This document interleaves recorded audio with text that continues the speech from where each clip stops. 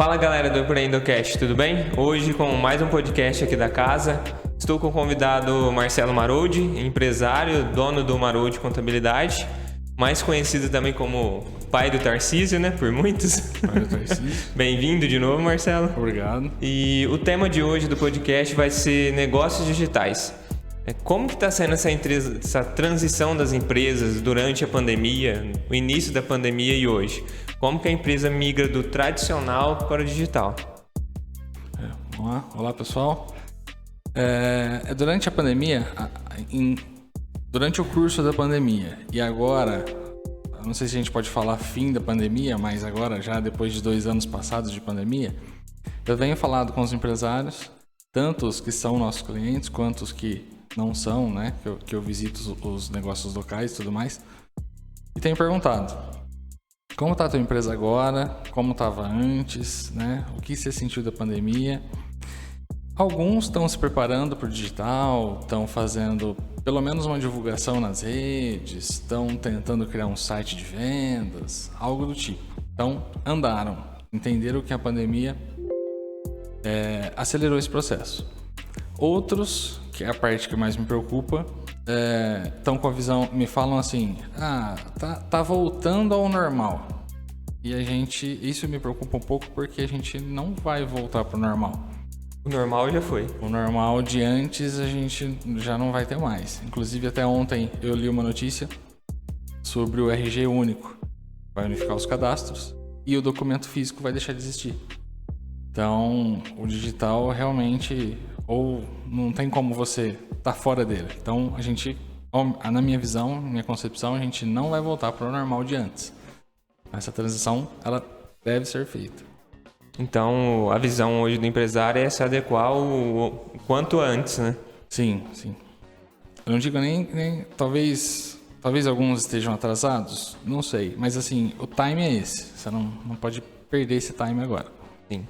E Marcelo, nessa transição, nesse começo da pandemia, claro, com um quadro de clientes extenso, né?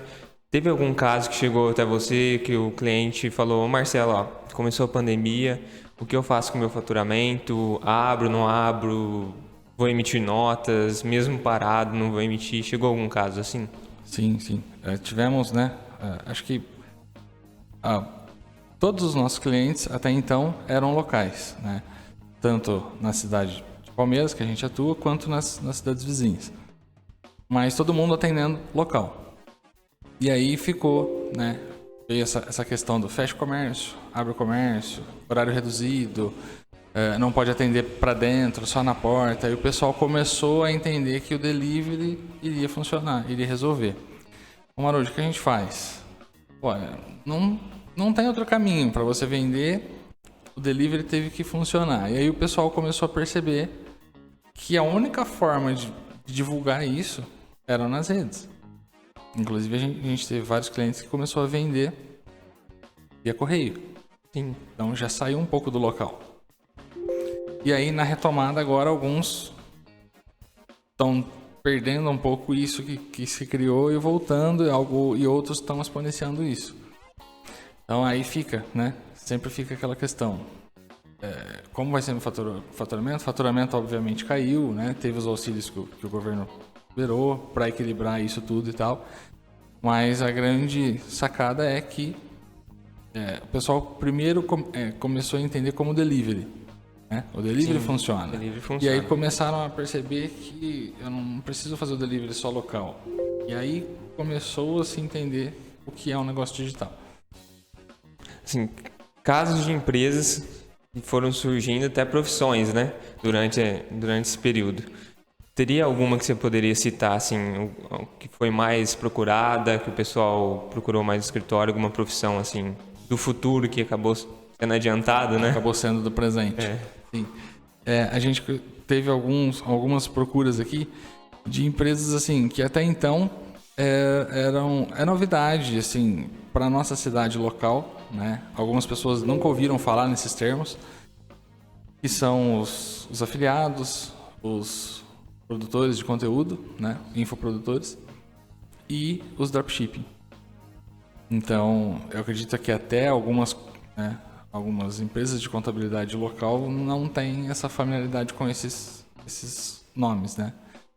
E aí, como organizar essa empresa, o que abrir, como eu faço, para onde eu vou, tributação e tal. Se a empresa não for assistida nesse momento, ela almeja um lucro, ela imagina um lucro devido aos influenciadores que já fazem isso e fazem de forma correta. E aí, se você não faz da forma correta, seu lucro é prejudicado. Sim. Então, você imagina ter um lucro e, de repente, fim da apuração ali, não é isso que acontece. Mas, já que você tocou nesse assunto, como que a gente pode orientar para quem quer começar nesse mercado digital ou para quem já está nele sobre os regimes das empresas, o passo que ele deve seguir? Como que você pode orientar assim a característica de cada um? Hoje a gente tem vários tipos de empresas, né? A gente inicia com o MEI, seria empresa de entrada aí, vou iniciar, não sei quanto eu vou faturar, não tenho ideia, vai ser um negócio pequeno, tudo mais. Inicio com MEI, não inicio com MEI, depende muito do seu segmento. A gente já tem um know-how, né, de segmentos aí, e dependendo do segmento que você me traz, a gente já sabe, né, já imagina, já viveu de que não vai caber no MEI. O MEI é uma empresa limitada assim quanto ao tamanho, ela pode registrar só um funcionário, faturamento de R$81 mil ano. Então, muitas vezes as pessoas chegam, quero abrir um MEI, mas qual vai ser o seu negócio? Vou fazer tal atividade. Não, você não vai poder ser MEI, você não cabe nessa atividade. Importante ser orientação, né? Porque às vezes a pessoa vê alguém comentando, fala, abri um MEI, então ali acha que o MEI vai servir para toda atividade, né? Isso, também tem, pelo fato às vezes do MEI a pessoa mesmo conseguir abrir, muitas vezes a pessoa abre, por eu ter o MEI aberto eu tô regular. Não é isso. Não é isso. Não é isso. Ao contrário, às vezes a pessoa abre o MEI e continua correndo risco no CPF. Sim. Então vai além disso. Após o MEI a gente tem o Simples Nacional, né? Faturamento até 4.800.000 ano, sem limite de funcionário, então já é uma coisa mais abrangente, mais simples de apurar.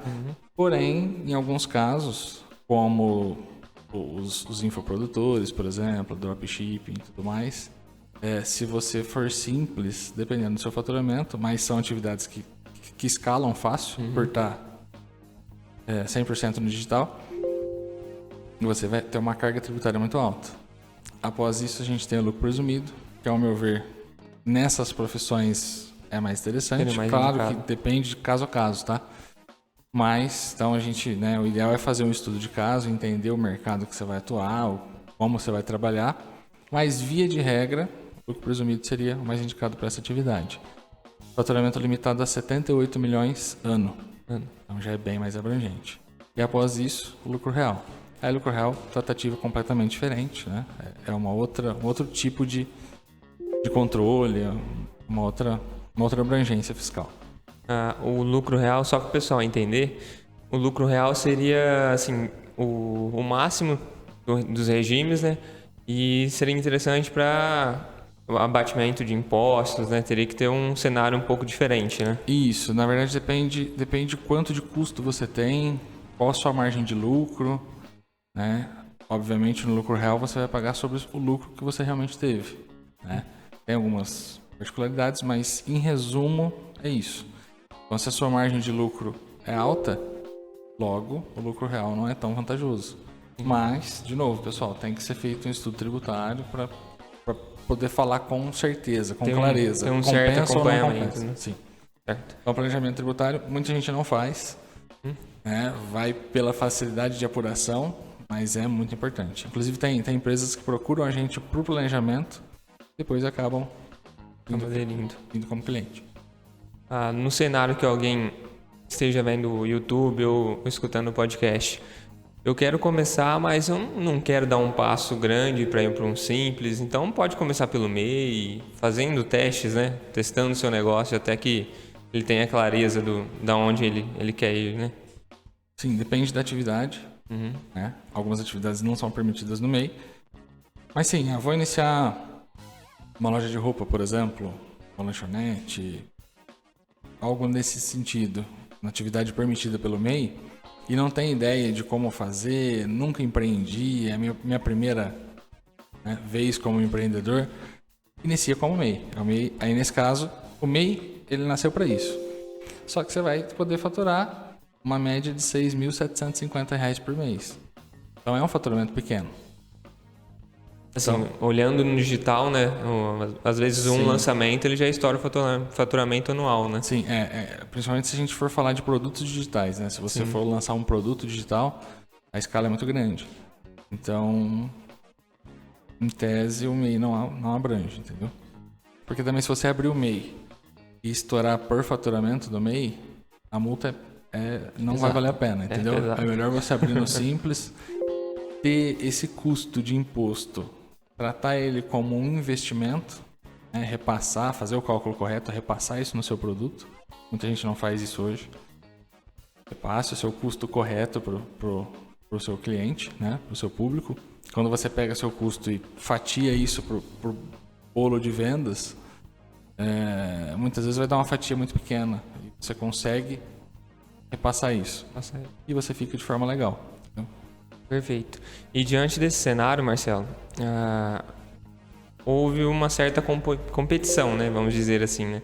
Porque alguns aderiram e os poucos que aderiram estavam à frente do mercado, né? Porque eles estavam alcançando mais clientes, né? A mensagem deles chegava até mais pessoas.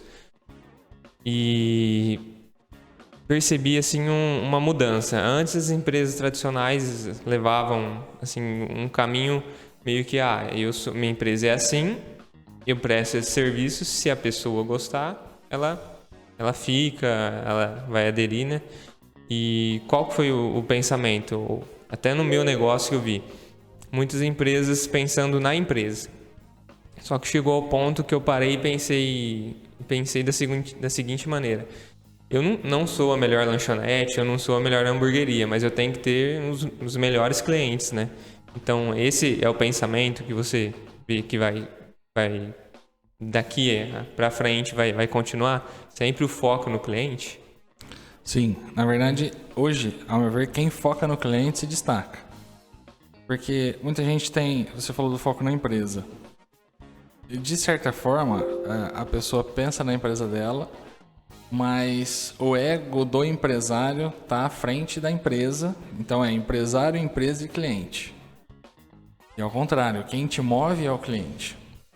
Então eu sempre falo aqui no escritório que, né, eu me trato como, né, em alguns aspectos, como funcionário. O escritório é uma outra pessoa, né, e todo mundo tem que atender o cliente. Então você tem que ter a visão de empresário, qualquer que seja o seu negócio. Você tem que ser, você é um empresário, você é um empreendedor, você tem que atender, você faz para o teu cliente, não para você. Quando você alinha isso com o que você gosta, eu sou apaixonado pela contabilidade, faço por amor à contabilidade. O dinheiro é consequência. Então não inverta esses polos, entendeu? Eu não trago o dinheiro para frente. Senão isso tudo vai gerar uma consequência no final. Então seria interessante, eu tenho minha habilidade, eu consigo trabalhar com que eu tenho facilidade, eu abro a minha empresa, só que o foco não vai ser o dinheiro. Eu sempre vou focar no cliente, nessa transformação ou satisfação dele, né, do problema dele, e o dinheiro sempre vai vir depois de tudo isso, né? Exatamente. Seria... É o que a gente faz, né? A gente vende qualquer empresa. Ela nasceu de uma deficiência. Então ela está aqui para resolver problemas. Sim. Para aliviar uma dor. Então foque nisso. E aí o dinheiro é consequência. Em alguns casos ele vai vir mais rápido, outros ele demora um pouco mais. Depende do ramo e tudo mais. Mas o foco é esse. Então às vezes você perde um pouquinho com o cliente, você faz um mimo, você entrega um mimo para ele de forma, né, até gratuita ali e tal, para você colher na frente. Tem muita gente que não tem essa flexibilidade. É como você disse, né? A síndrome de Gabriela. Né? Nasci assim, cresci assim e vou morrer assim. Exatamente. Não é assim. E agora um assunto que o pessoal também pediu bastante, está comentando muito, né? A maioria dos empresários, das pessoas, adquiriram o famoso pedacinho do Nubank, né? Para quem não entende, a Nubank é uma empresa, seria um banco digital que ofereceu partes dela para os clientes, né? Que quando ela entrou na bolsa, fez o IPO, que ela deixou sua carteira aberta para o público. Oferta pública de ações. E diante desse pedacinho, aproveitando a deixa agora para o imposto de renda, que o Leão tá chegando, né? Estamos às vésperas do IR, né? Todo mundo que recebeu esse pedacinho tem que declarar, tem que ver o faturamento dela como pessoa física, como que ficaria? O pedacinho da Nubank, ele nada mais é que uma fração de uma ação da Nubank. Na verdade é um BDR, né? Porque a Nubank é uma empresa fora do país.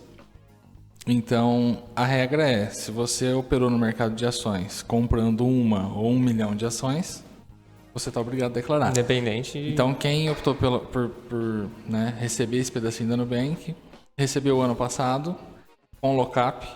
Então, esse lockup, para quem não sabe, é o período que você não pode negociar essa ação. Então, ela vai ficar disponível para você negociar ela realmente, né, sua, 2022. Então, para o ano que vem, 2023, referente ao ano 2022, você está obrigado a declarar, mesmo que você não tenha tido renda declarada, não tive renda formal, mas peguei pedacinho da Nubank, tem que declarar imposto de renda. Declarar. É interessante saber. E sobre criptomoedas. Negócios também estão antenados às criptomoedas como uma forma de garantia, né, de reserva ou negociações. Como que você vê esse cenário hoje? Está encaminhando? Como que você vê? Assim como o negócio virou digital, os investimentos também ficaram digitais, né? Sim. Então tudo isso faz parte hoje. Então eu brinco que assim, empreender não tem outra forma a não ser você estar no mundo capitalista. Então você precisa rentabilizar ao máximo o seu dinheiro.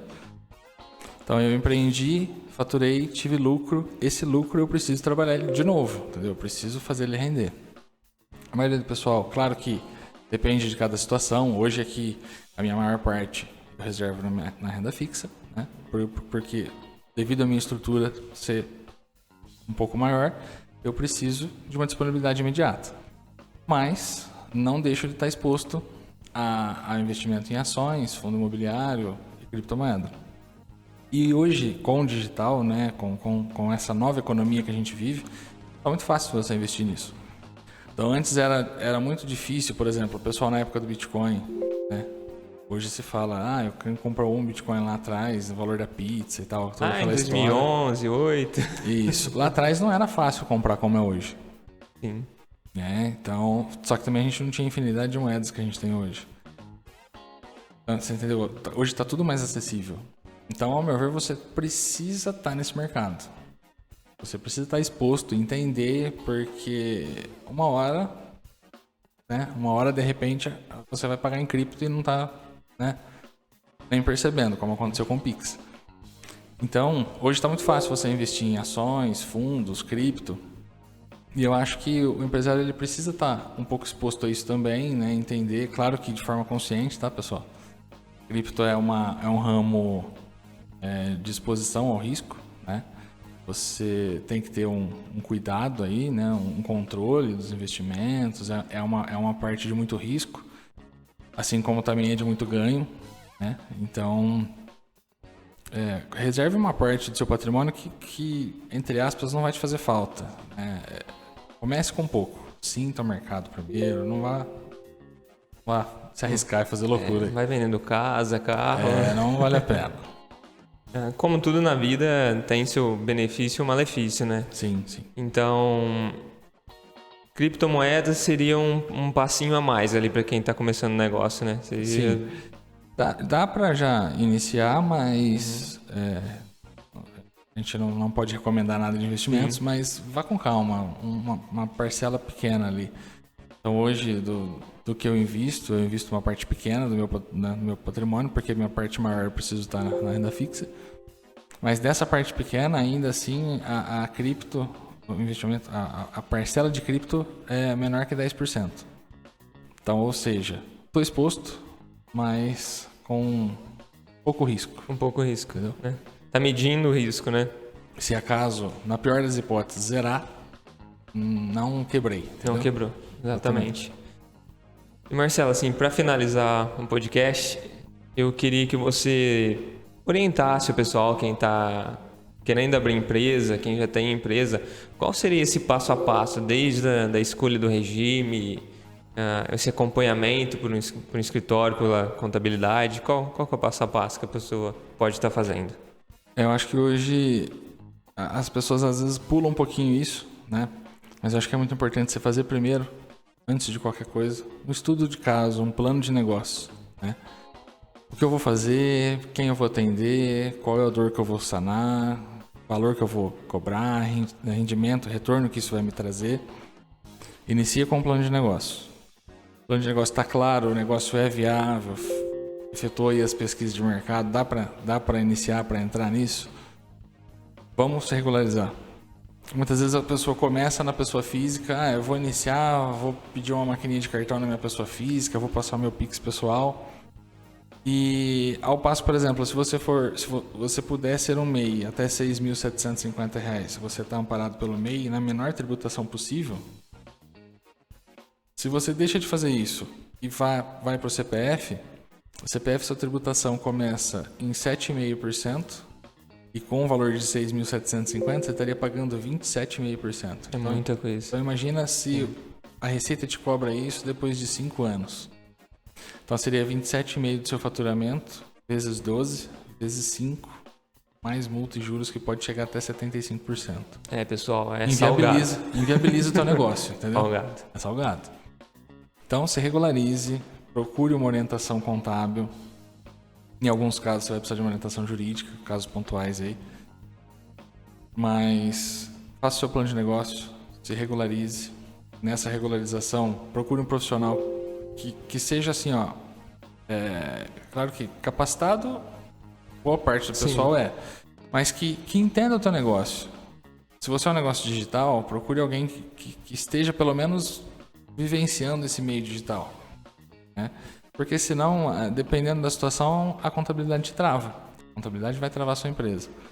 E a gente está num ponto que, assim, às vezes a gente vai fazer consultoria nas empresas e qual que é a grande sacada da consultoria? Eu tenho que... Claro que em alguns pontos não é possível. Eu tenho que fazer a empresa se adequar às regras. Mas, na maior parte dos casos, eu preciso adaptar a contabilidade até onde isso pode ser legal no dia a dia da empresa. Se eu chego para fazer o contrário, eu travo a empresa. Então, cuidado com esse profissional, entendeu? Cuidado com o que você vai trazer para dentro. Então, realmente, aqui eu encaro o pessoal como a gente, né, o escritório, encara os nossos clientes como parceiros. Então, você tem que ter alguém do seu lado que vise o teu negócio, como você. E não só ali travar você nas regras fiscais. É bacana ver essa proximidade entre o contador e o cliente, né? É uma amizade ali, é um relacionamento que tem que existir. Eu brinco, né, que alguns até dão risada comigo, que a gente é sócio, né? Eu sou um sócio sem participação de lucro, né? Então tem que ser dessa forma, não tem de outro jeito. Você tem que visar empresa. É aquilo que a gente falou lá atrás. Cliente primeiro, empresa depois, dinheiro por consequência. Tem outra forma. Isso você também tem que ter essa visão na sua empresa.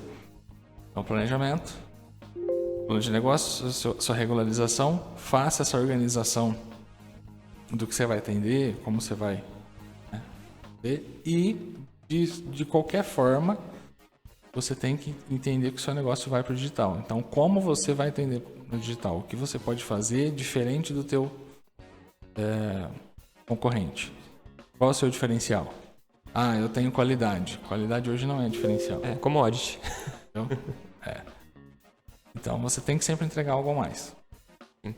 Assim, é interessante que às vezes o pessoal que vai começar uma empresa, lógico, ele vai se inspirar em algumas pessoas, ele vai querer modelar alguém, só que veja o cenário, né? Assim, olhe os concorrentes, não com mau olhar, né? Olhe os concorrentes, o que eu posso estar fazendo diferente, né? Qual que é o meu tempero ali que eu posso, minha identidade no meu negócio, né? Então esse seria o caminho.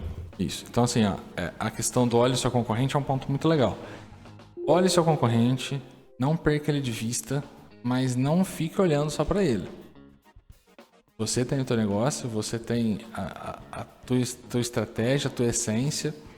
Então, se você ficar preso no teu concorrente, ele anda e você não. Sim. Então, assim, ó, caminhe o teu caminho, né? De vez em quando dê uma olhada como que tá o mercado e tal, mas não se prenda no outro. Faça o seu bem feito. Olhe para a estrada, mas de vez em quando aquela olhadinha no retrovisor, né? Isso, exatamente. Certo. Marcelo, foi um papo legal, creio que deu para esclarecer muito esse assunto dos negócios, né? Sim. Que hoje o tradicional sem o digital praticamente não existe, né? Tem que ter essa junção dos dois, né? Se a gente falar, faça um resumo do podcast. O digital nada mais é que o tradicional escalado de uma outra forma. Sim. Né? Então não adianta também você ter a noção, vou partir para o digital e vou exponenciar o meu negócio. Se você não tem já o seu negócio bem tracionado, bem feito, não é o digital que vai fazer o milagre, entendeu? Então você tem que ter o seu negócio local, bem organizado, e aí expor isso para o digital. Então realmente o digital é o tradicional otimizado. Sim. E o legal também é a gente ter essa noção que o digital tanto alavanca o negócio quanto pode prejudicar se mal feito, né? Tivemos até um caso que acompanhamos nesses 4 dias, mais ou menos, né? Que uma empresa da internet, famosa, né? Sim. Teve um ataque de hackers aí e teve um prejuízo de 250 milhões, né? Sim, sim. Então... Por alguns dias. Fico alerta também, né? Você não pode depender de um canal só, né? Tem que ter segurança, né? Então, e o digital te expõe, né? Então realmente é isso, ao mesmo tempo que ele te alavanca. Então assim, cuidar, vá para o digital, mas com calma, entendeu? Não adianta você, hoje eu tô aqui, vou começar a vender no digital. No digital naturalmente você vai crescer o seu negócio, né? Ele vai girar algumas vezes. Você está preparado para isso? Entendeu? O seu local suporta isso? Então, cuidado que realmente o digital te expõe. Marcelo, eu gosto de fazer uma pergunta final aqui. Vamos no seguinte cenário, imaginar o seguinte cenário. Você fez um tráfego pago, uma publicação que vai chegar a 100 milhões de pessoas que querem abrir seu negócio. Qual é a frase ou palavra que você diria para ela, assim? Que seria aquela palavra que ela estivesse precisando no momento, assim, ela iniciar um negócio. A pessoa ainda não tem um negócio e ela está iniciando. Isso, ela vai iniciar. Ela parece que falta aquele empurrãozinho para ela começar o seu negócio. Eu acho que, eu não sei se em uma palavra a gente consegue definir isso, mas legalize, saia do papel, né? Só planejar não move pessoas. Sim. De nada adianta você ter um planejamento, você ter um plano de negócio, fazer o planejamento tributário, fazer seu estudo, ter a visão do que você vai fazer, onde você quer chegar, você não abrir, né? Então, se for uma palavra só, saia do planejamento, né? Haja. Ação, né? Ação. Só planejar sem executar não traz resultados. É só um sonho. É só um sonho. Pessoal, vamos finalizar aqui o podcast. Obrigado, Marcelo, pelo seu tempo, né? Pelo espaço também que estamos aqui no Marold Contabilidade. Eu que agradeço mais uma vez a oportunidade de estar junto com vocês. E fala pro pessoal onde que eles podem te encontrar, os canais, Instagram, em breve YouTube também. A gente está preparando o YouTube. Spotify. Né? Mas por hora a gente está Instagram e Facebook, Marold Contabilidade, @Marold Contabilidade. E tem o nosso site, maroldcontabilidade.com.br. Perfeito. Do nosso canal é o Eu Empreendocast no YouTube e no Instagram é @BrunoMagro. Mandem mensagens, qualquer dúvida também sobre o negócio. Se quiserem iniciar, o Marcelo está à disposição. Eu também, pode mandar mensagem que a gente responde a galera aí. Isso aí. Vamos junto nesse universo. Pessoal, então, muito obrigado. Esse foi mais um Eu Empreendocast. E aguardem os próximos vídeos e lembrem que tudo começa pela ação, né, Marcelo? Tudo começa pela ação, exatamente. Muito obrigado e até o próximo vídeo. Obrigado, até mais, pessoal.